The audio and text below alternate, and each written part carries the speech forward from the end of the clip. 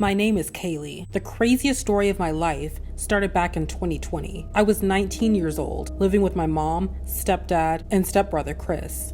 See, Chris always had rage issues. Our parents got together back in 2010 when Chris was 10 and I was 9. The night we met, we all went to dinner at a local cheap buffet. I'll admit I was a pretty clumsy kid and I ended up accidentally bumping into Chris after tripping over my feet and getting some of the gravy from my mashed potatoes onto his new yellow shirt. I immediately began apologizing profusely, but it didn't matter. He ripped the plate out of my hand and flung it onto the ground and sending the food splattering all over the place. I ran crying back to the table and begged my mom to take me home, which she did, only after his dad forced him to apologize. No matter how many times I tried to forge a cordial relationship with Chris, it didn't matter. He was hell-bent on being evil to me and everyone else around him. Even back then, he was constantly getting suspended for fights with other classmates and even went to alternative school after throwing a desk at his teacher. Fast forward to when he was 15, he was sent away to juvenile hall for slamming another teen's head against the concrete in a fight and causing him to go into a 7-day coma, nearly unaliving him and leaving the teen with permanent brain damage.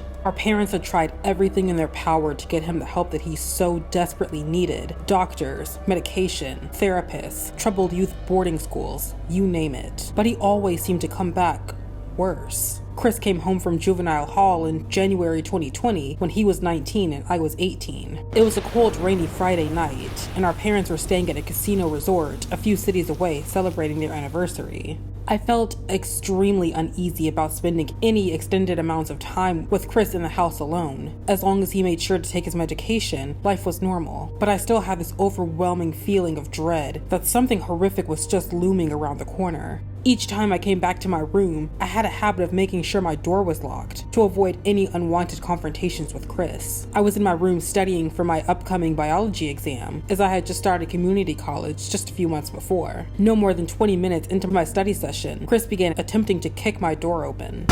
"Chris, what the fuck?" I screamed, terrified, and pondering what could have provoked this rage-filled reaction seemingly out of nowhere. "Turn that fucking music down," he screamed at me in a deranged tone. "I'm not playing any music," I screamed through the door, equally confused as I am terrified, because my room had been completely silent ever since I turned off my TV and started studying. "Turn that shit off, you lying bitch," he screams. I realize he must have gone off his meds and is now experiencing auditory hallucinations. In obvious fear of my own safety, I grabbed my phone and began dialing 911 from my tiny closet, closing the door as soon as I get inside. 911, what is your emergency? "Yes, I'm at 1428 Elm Street. I need help. My stepbrother's going crazy. He's trying to..." Just then, with a final swift kick, I hear Chris kick my door in and knock the door off the hinges, hitting the floor with a hard thud. Seconds later, he rips open the closet door, and I notice he has a .44 in his hand. "You dumb whore, you're trying to send me back to jail," Chris says with a dead look in his eyes. "Chris, please. All I asked you to do was turn the fucking music down. Hang up the phone." In fear for my life, I obediently hung up my phone. I scanned the room for any possible escape route, but Chris's menacing 6'5" figure blocked any path to safety. Just then, without a word, he pistol whipped me in the forehead, causing blood to run down my face. My vision blurred as the thrashing pain came over me, knocking me off my feet and causing me to fall onto the floor, my bleeding forehead leaking onto the carpet. That's when he shot me twice in the stomach.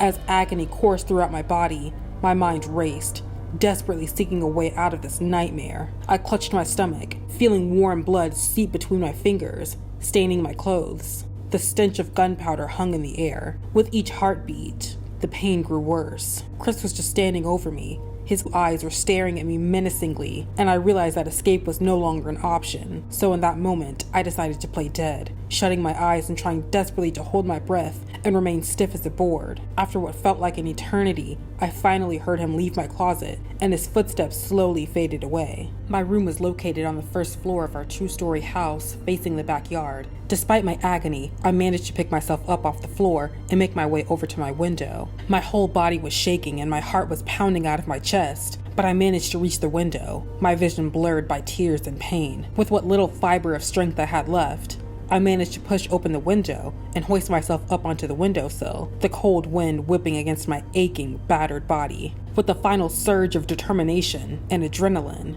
I pushed myself forward, landing on the hard, cold grass. I managed to make it out to our neighbor Miss Olivia's house, right across the street from us, ringing the doorbell profusely and constantly looking over my shoulder to see if Chris was behind me. Just then, Miss Olivia opened the door and screamed when she saw my bloodied body.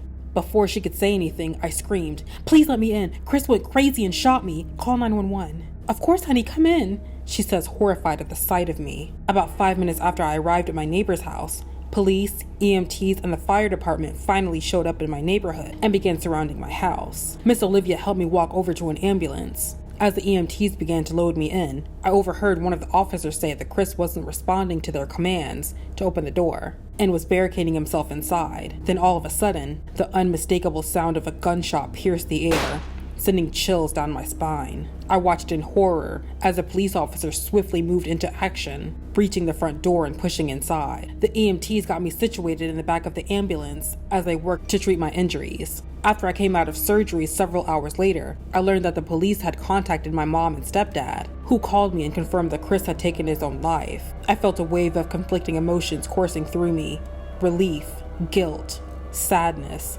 and after all that happened, perseverance. His tragic end left behind a tangled web of unanswered questions and uncertainty, but as I laid there, I knew I would eventually find the strength to push forward, and I found a newfound strength to embrace life with resilience and courage.